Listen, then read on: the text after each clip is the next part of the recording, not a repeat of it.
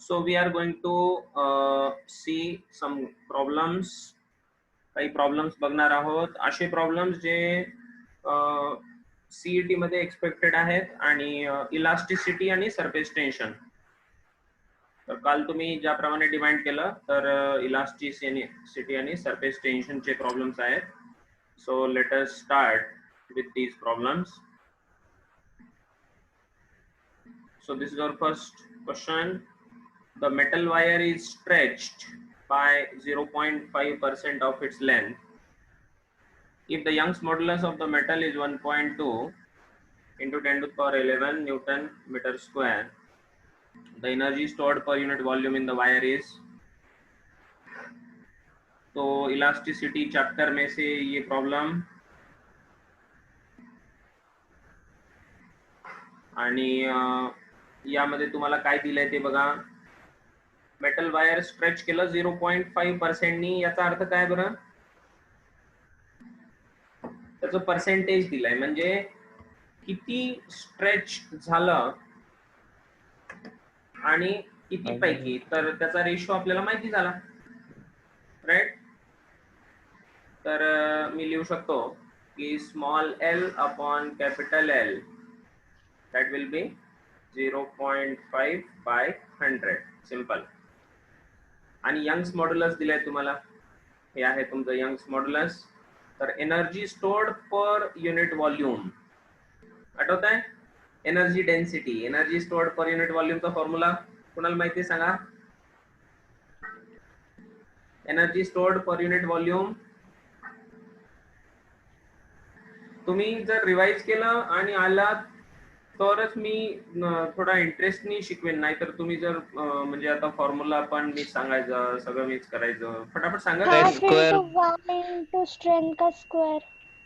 हाँ, या फिर हाफ स्ट्रेस इंटू स्ट्रेन तो बोलो. क्यों भाई? हाँ सर, बट यंग मॉड्यूलस है ना वहाँ पे. जी जी. तो हमें स्ट्रेन दिया हुआ है, ये क्या है? ये स्ट्रेन है, ठीक है. तो मैं कह सकता हूँ कि ये याद रखने के लिए ऐसा याद रखो, स्ट्रेस इंटू स्ट्रेन वाला याद रखो, और फिर यहाँ से जो चाहिए वो आप डिराइव कर सकते हो.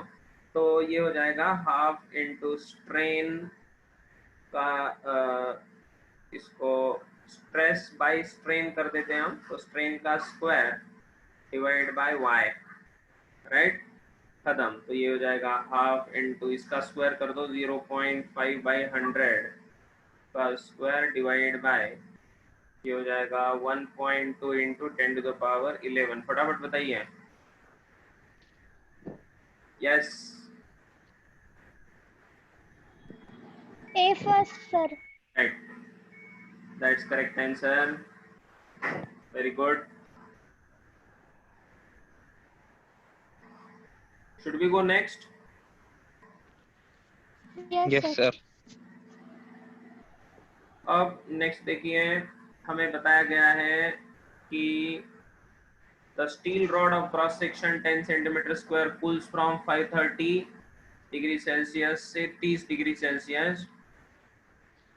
तर असं दिलंय, the least force required to prevent it from contracting is. बघा, लक्ष द्या. काय दिले बेटा? स्टील रॉड आहे आणि त्याचा क्रॉस सेक्शन 10 सेंटीमीटर स्क्वेअर दिलाय आणि म्हटलंय की हा एरिया झाला, एरिया ऑफ क्रॉस सेक्शन. तर 530 डिग्री सेल्सियस पासून 30 डिग्री सेल्सियस पर्यंत तो थंड होतोय, ठीक आहे. तर least force required to prevent it from contracting, म्हणजे तो जर आता त्याचं टेम्परेचर जर कमी झालं तर तो कॉन्ट्रॅक्ट होणार, राईट. टेम्परेचर वाढवल्यावर एक्सपॅन्ड होतो आणि कमी केलं तर कॉन्ट्रॅक्ट होतो. तर त्यासाठी आपण यंग्स मॉड्युलस ला जोडणारा एक फॉर्म्युला आपण तयार केला आहे. तर आठवत आहे तुम्हाला? F equals to y a alpha delta theta. Yes, y a alpha delta t. शाबाश. सो यंग्स मॉड्युलस माहिती आहे तुम्हाला, हे बघा Young's modulus into 2 into 10 to the power 11 into area of cross section. 10 centimetre square म्हणजे -4 into alpha दिलाय 1.2 into 10 to the power -5 into sir option C. Change in temperature Yes, sir. 2.5. हाँ 500 sorry sorry, एकदम बी बी बी तो बी है sir, बी. जी हाँ, option number बी एकदम आप orally भी कर सकते हो, ठीक है, फास्ट हो जाएगा, ठीक है एक मिनट जी बिल्कुल 1.10 एकदम सही है। तो होते इस तरह से समजलं हे सगळ्यांना? Yes sir. याला आपण म्हणतो थर्मल स्ट्रेस. थर्मल स्ट्रेस याद रखो, याला आपण म्हणतो थर्मल स्ट्रेस, ठीक है। नेक्स्ट क्वेश्चन तुम्हाला दिलाय, the bulk modulus K of the material in usual notation is given by,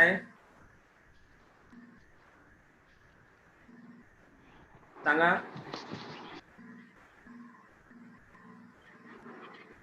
come on,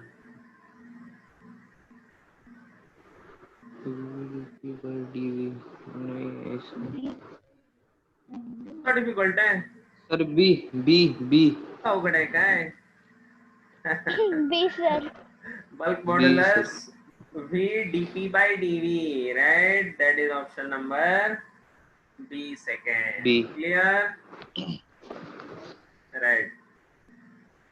Next, the elastic limit of steel wire 2 meter long and 0.4 mm in diameter is about 7 kg weight. The elastic limit of half the length of the same wire is about.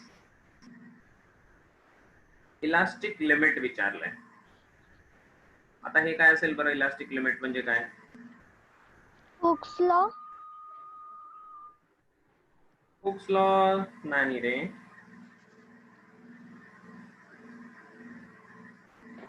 Sir elastic limit ultimate म्हणजे stress. Breaking stress. Breaking काय म्हणतात त्याला? Breaking stress. Okay, तर breaking stress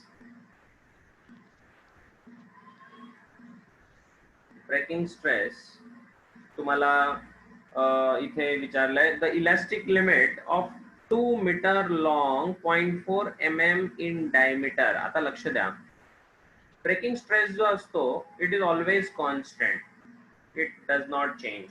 that means force per unit area breaking stress is always constant. तर तुम्हाला म्हटलंय की त्याची लेंथ आहे 2 मीटर आणि 0.4 mm डायमीटर आहे त्याचा, तर त्याच्यासाठी इलास्टिक लिमिट आहे 7 kg वेट. याचा अर्थ ब्रेकिंग स्ट्रेस किती झाला? तर 7 kg वेट म्हणजे 70 न्यूटन. चला 7 kg वेट मध्ये ठेवूया आपण, okay, divide by 0.4 mm diameter आहे, तर एरिया किती होईल? पाय आर स्क्वेअर, सर्क्युलर आहे ना, राईट. तर 0.2 mm झाला तर पाय इंटू 0.2 चा स्क्वेअर इंटू हा मिलीमीटरचा स्क्वेअर म्हणजे -6 झाला. समजलं आहे? राईट. Yes sir. हे झाला ब्रेकिंग स्ट्रेस. कधी? या सिच्युएशन मध्ये. आता विचारलंय की elastic limit of half the length of the same wire is about. आता फक्त लेंथ चेंज केली बेटा, लेंथ चेंज केल्याने फोर्स पण बदलत नाही आणि एरिया पण बदलत नाही, बाकी सगळं कॉन्स्टंट आहे. ब्रेकिंग स्ट्रेस तोच राहणार, it is always constant. It depends only upon F/A ratio, it does not depend upon length, and therefore option C. Clear? समजते का हे सगळ्यांना? तर breaking stress of the given wire is always constant आणि त्यामुळे it does not depend upon length. ठीक आहे. जर इथे म्हटलं असतं की सेकंड केस मध्ये जर तुम्ही याचा डायमीटर बदलला तर आता ब्रेकिंग स्ट्रेस किती असेल? ते इलास्टिक लिमिट शोधा. इलास्टिक लिमिट म्हणजे इथं काय विचारले बेसिकली, फोर्स. हा फोर्स, तर तो फोर्स बदलला असता कधी, जर आपण एरिया बदलला असता तर, पण इथे एरिया बदलत नाही, त्यामुळे elastic limit is constant. Clear. पुढे जाऊयात. नेक्स्ट मध्ये दिलाय, two wires having same length and material are stretched by the same force. Their diameters are in the ratio 1:3. The ratio of the strain energy per unit volume for these two wires, smaller to larger diameter when stretched, is.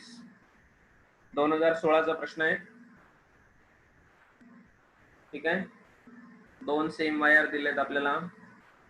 ठीक आहे. Two same wires, दोघांची length पण same आहे, are stretched by the same force, दोघांना force पण आपण same लावला. समजतंय ना.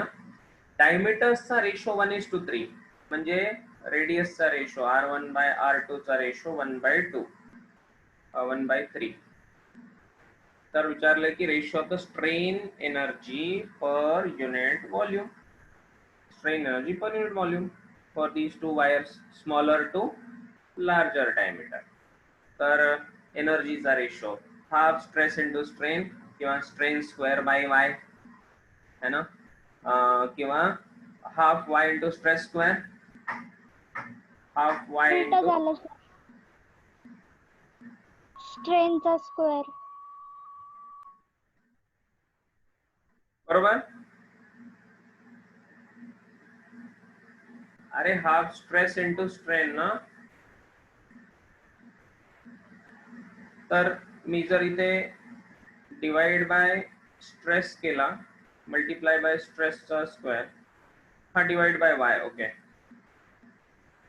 तर हा काय होईल, half into stress F by area of cross section.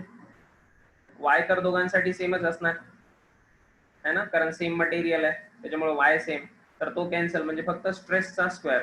Force same आहे म्हणजे एरियाचा स्क्वेअर, तर A1 square divide bye A2 square. आणि आपल्याला स्मॉलर टू लार्जर विचारलंय. ठीक आहे, म्हणजे बरोबर आहे, A1 square by A2 square. आता A1 म्हणजे काय असतो, पाय आर स्क्वेअर. बरोबर. तर r⁴ नाही होणार हा, r1⁴ by r2⁴, and therefore this is 1/3⁴. that is 1/3⁴ is how much? It is 81. Option उलटा दिलाय का? हा उलट आहे. स्मॉलर टू लार्जर डायमीटर, तर आपण 1:3 घेतलं. बरोबर, तर आहे करेक्ट आहे ना.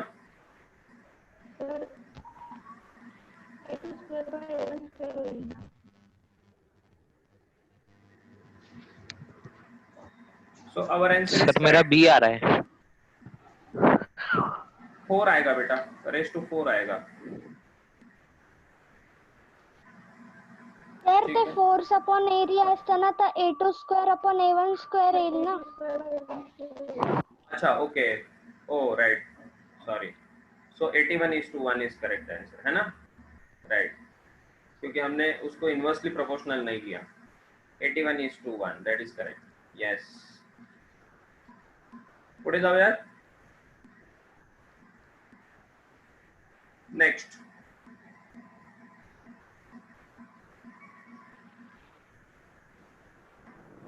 बल्क मॉड्यूलस हा झाला आता. Let the steel bar of length L, breadth D and depth D be loaded at the center by load W, then the sag of the beam is. हा फॉर्म्युला पाठ करून ठेवा सगळ्यांनी. सर बी. बी second. 4BD³ Y, बरोबर आहे ना. Yes. 4BD³ Y, that is correct. Yes, so WL³ divided by 4BD³ Y, that is correct answer. Let sigma is the longitudinal stress in a wire and y is the Young's modulus of the material of the wire. The energy density in the stressed wire is. Yes, fast everyone.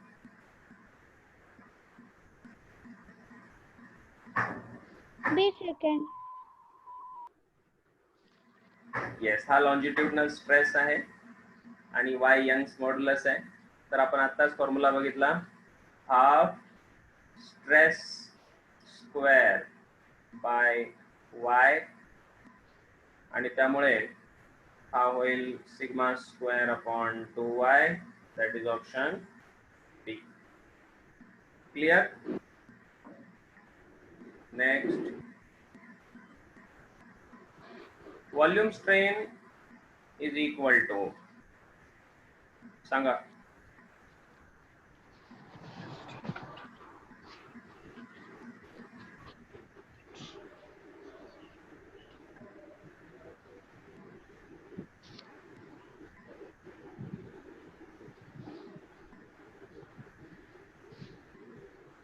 Yes, D last.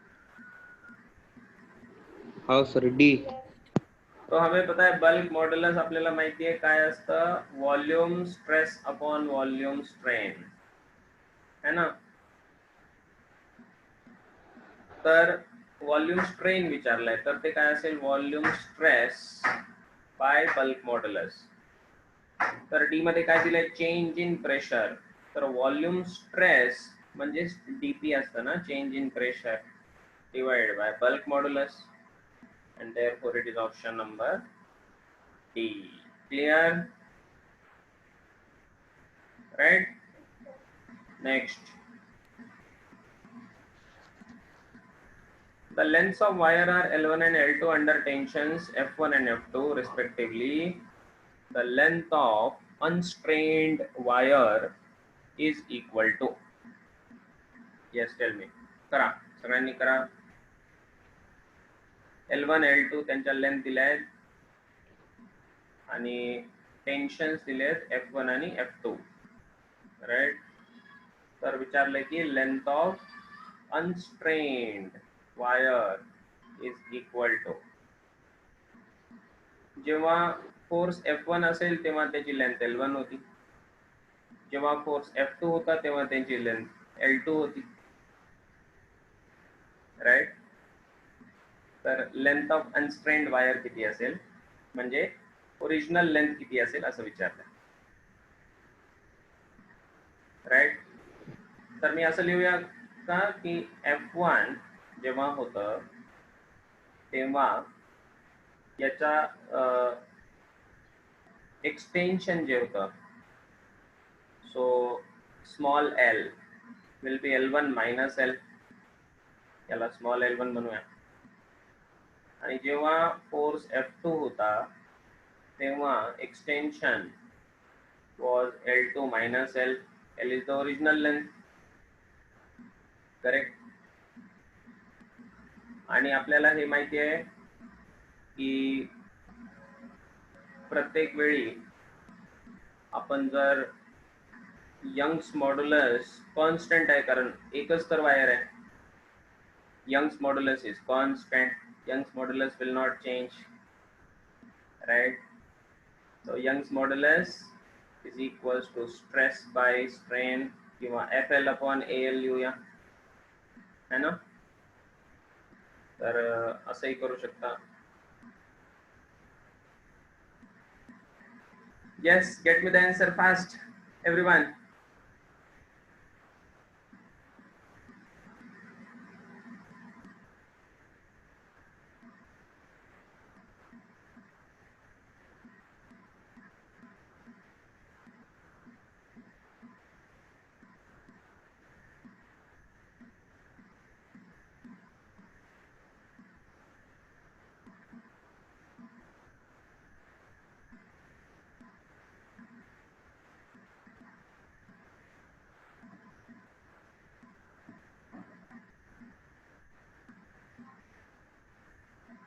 Sir कळालं नाहीये, परत सांगा ना.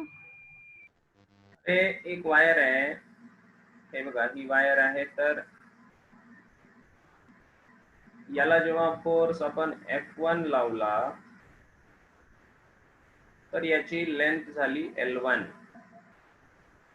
आणि जेव्हा त्याला F2 फोर्सनी आपण stretch केलं तेव्हा त्याच्यावर फोर्स लागला F2, तेव्हा त्याची लेंथ होती L2. ऍक्च्युली ओरिजिनल लेंथ त्याची Lच होती, इथे पण ओरिजिनल L होती, पण ओरिजिनल पासून तो किती समोर ओढला गेला, L1 मायनस L एवढा ओढला गेला समोर. आणि सेकंड केस मध्ये पण तसंच, ओरिजिनल लेंथ L होती, पण F2 फोर्स लावल्यानंतर त्याची लेंथ किती झाली, L2 असं म्हटलं.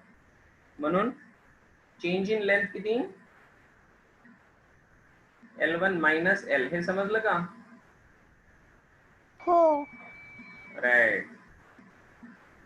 तर इथे तुम्हाला कसल्याही प्रकारचं एरिया आणि L याबद्दल काहीही मेन्शन नाहीये, तर त्यामुळे स्ट्रेचिंग वगैरे असा शब्द नाही दिलाय. त्यामुळे directly we will say y is directly proportional to F upon L. हा बोलो. बी सेकंड. बी सेकंड म्हणते ती. यस, बी सेकंड. सो मैं लिखूंगा F1 upon L1 becomes equals to F2 upon L2 असं लिहूया. ठीक आहे. सो दिस विल बी, आपल्याला काय शोधायचं आहे, तर आपल्याला हे कॅपिटल L शोधायचं आहे. तर F1 upon F2 will be L1 upon L2, which is L1 minus L divided by L2 minus L. Right? So we will write cross multiply. F1 L2 minus F1 L equals to F2 L1 minus F2 L. L वाले component सोबत घेऊया. F1 L2 minus F2 L1 equals to F1 minus F2 into L, and therefore L equals to F1 L2 minus F2 L1 divided by F1 minus F2. ठीक है, which is option number B. Right? समझलं का रे? समजलं ना? हाँ. हाच question जेईला थोडासा higher लेवलला येतो. हा क्वेश्चन जे लेवलला त्यांनी असा एका सेट मध्ये क्वेश्चन होता, स्ट्रेचिंग म्हटलं होतं, त्याला स्ट्रेचिंग ऑफ द वायर दिलं होतं. तर तिथे थोडासा फरक पडतो, कारण स्ट्रेचिंग ऑफ द वायर मध्ये तुम्हाला Young's modulus FL upon AL तुम्ही जेव्हा घेता, तर तिथे जर लेंथ बदलली तर एरिया पण बदलतो ना. समजलं? तर हा फरक आहे. पण आता जेई झालेली आहे, त्यामुळे त्याची चिंता नका करू. पुढे जाऊयात. Let's go next.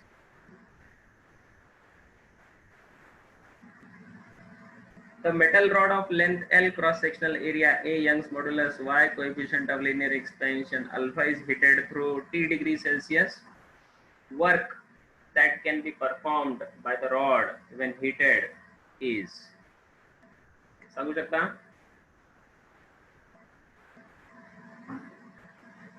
Rod L दिलाय, ठीक है. Cross sectional area, Young's modulus, coefficient of expansion, change in temperature.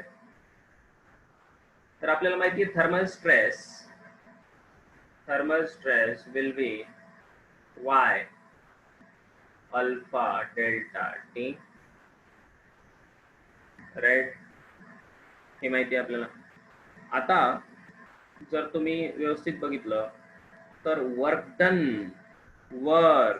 That can be performed by the rod, म्हणजे हा रॉड किती वर्क करू शकतो हे विचारलंय व्हेन हिटेड. तर आता वर्क डन म्हणजे काय basically? Energy. Work done by the rod is the energy stored in the rod. Right? तर त्याच्यावर थर्मल स्ट्रेस जितका आला, हा जो थर्मल स्ट्रेस आला त्यावर, तर हा थर्मल स्ट्रेसचा जो फोर्स आहे तो वर्क डन करेल. So this is work done by thermal stress. Work done by thermal stress. Right? So we will write work done by thermal stress. तर मग हा किती वर्क डन करू शकतो?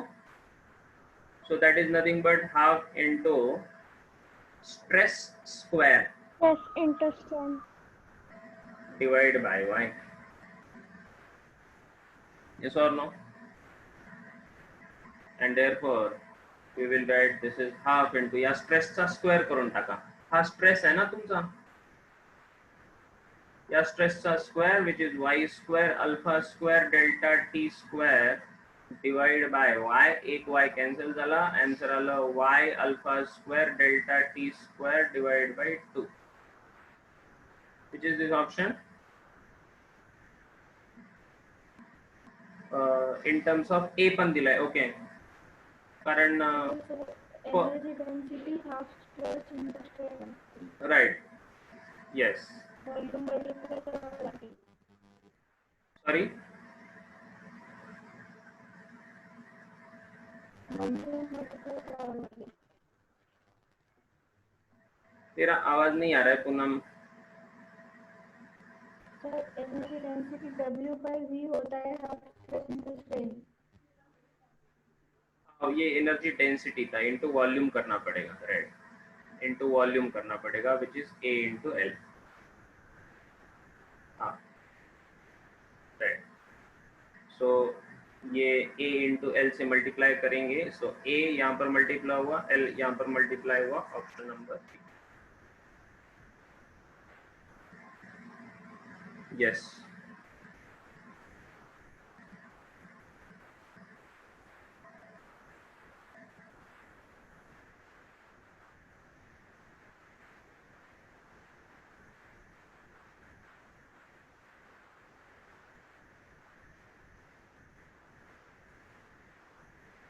तो थर्मल स्ट्रेस के कारण कितना वर्क डन हो सकता है, तो वो हमने ढूंढ लिया. तो वो स्ट्रेस का स्क्वायर करा दिया सीधा. अशा प्रकारे याला केला आपण. समजते करें? हो सर.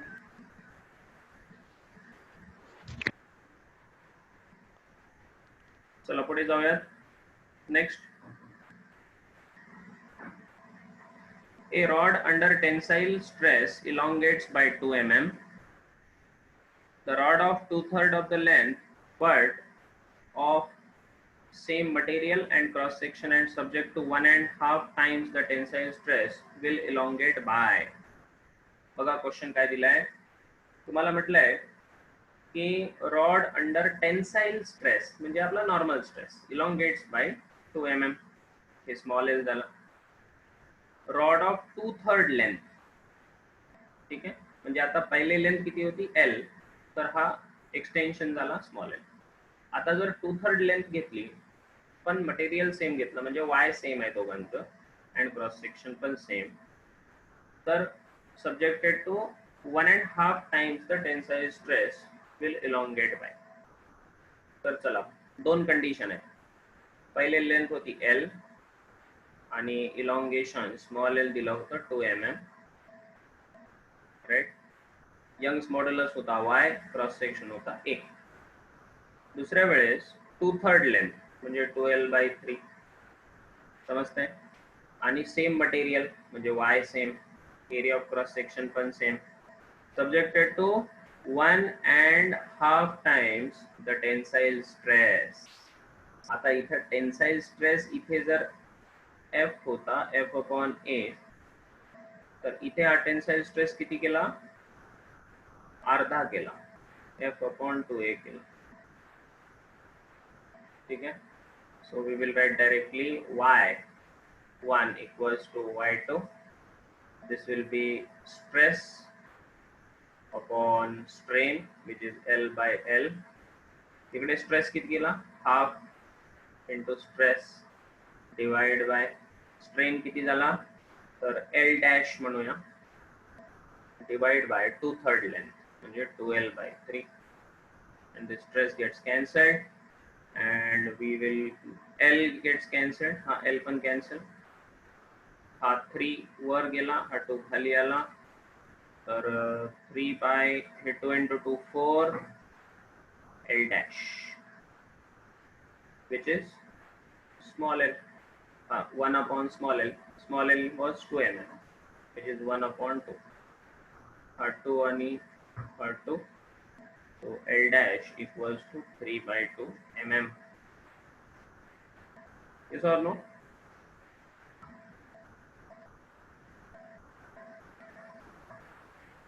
कुठे गडबड झाली का? करेक्ट.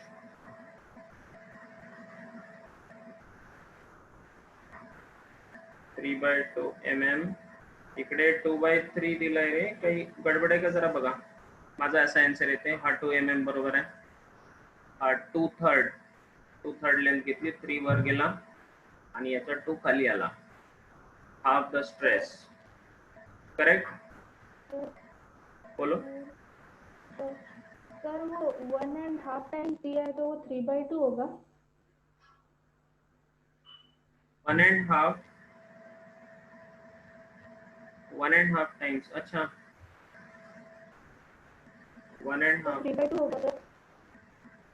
मतलब ऐसे. हाँ सर. सर 2/3 होगा ना वो. 3/2. हाँ, ये तो 3/2 हो जाएगा, लेकिन इसको 3/2 भी मान लो. अगर इसको अगर 3/2 1/2 इक्वल्स टू 2/6 इंटू L1. सब कैंसिल हो जाता ना, तो इधर 1/2 और इधर 2/6 इंटू L1, तो वो 4 इक्वल्स टू 6 L1 होता ना. तो 4/6 मतलब 2/3. हाँ, लेकिन ये इसका मतलब थोड़ा पता नहीं ये ऐसा क्यों लैंग्वेज दिया है. 1.5 टाइम्स है ना.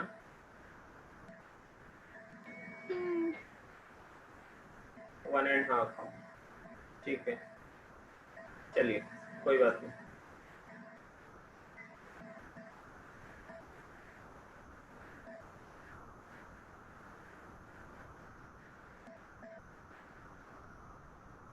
करेक्ट. आगे बढ़े. पुढे जाऊयात का. हो सर.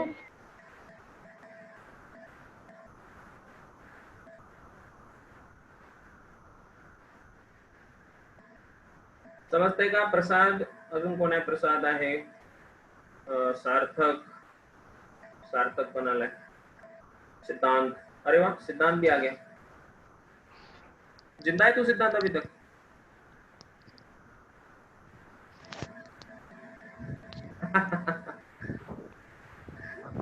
बोल रहा होगा सर मैं मरने का ऐसा क्यों सोच रहे हैं आप. ऐसा कुछ नहीं है, मजाक कर रहा हूँ.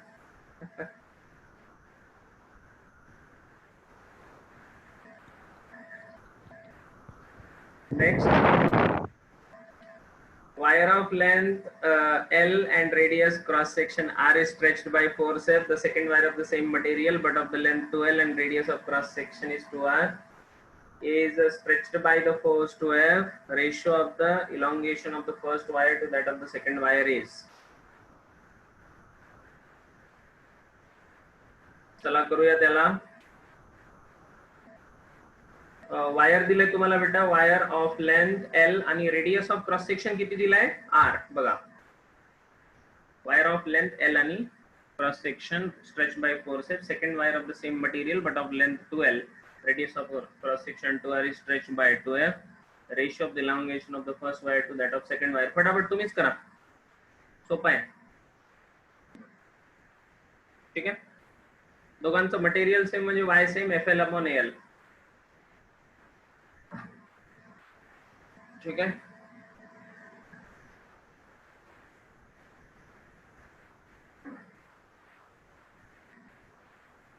तर पहिल्याचा फोर्स F होता. ओरिजिनल लेंथ L होती आणि इकडे area of cross radius of cross section R होता. तर πr² म्हणून सी आता है ना. Yes sir. जी वन आता सर. क्योंकि इधर फोर्स कितना हो गया 2F और ओरिजिनल लेंथ कितना बन गया 2L बन गया और ये पाई 2R का स्क्वायर मतलब 4 टाइम्स बन गया. और ये L2, ठीक है। तो बस बात खत्म, बाकी सब कैंसिल करा दो, ये 4 और ये 4 कैंसिल, ठीक है। 1:1, बिल्कुल सही। आगे बढ़ते हैं। Next question, the rope 1 centimeter in diameter breaks if tension in it exceeds 500 Newton. The maximum tension that may be applied to a similar rope of diameter 2 centimeter is. इसमें ब्रेकिंग स्ट्रेस वाला concept है प्यारे बच्चों। कुठला concept आहे रे यामध्ये? Breaking stress is always constant, breaking stress नेहमी कॉन्स्टंट असतो आणि त्यामुळे F upon A, F1 upon A1 equals to F2 upon A2, ठीक है। तर F1 किती होता? 500 डिवाइड बाय 1 स्क्वेअर करतो मी, फक्त पाय कॅन्सल होईल। So F divide by diameter 2 दिलाय ना, तर 0.5 चा स्क्वेअर, काही फरक नाही पडत तसा, आणि इकडे 1 स्क्वेअर करा फटाफट। किती झालंय?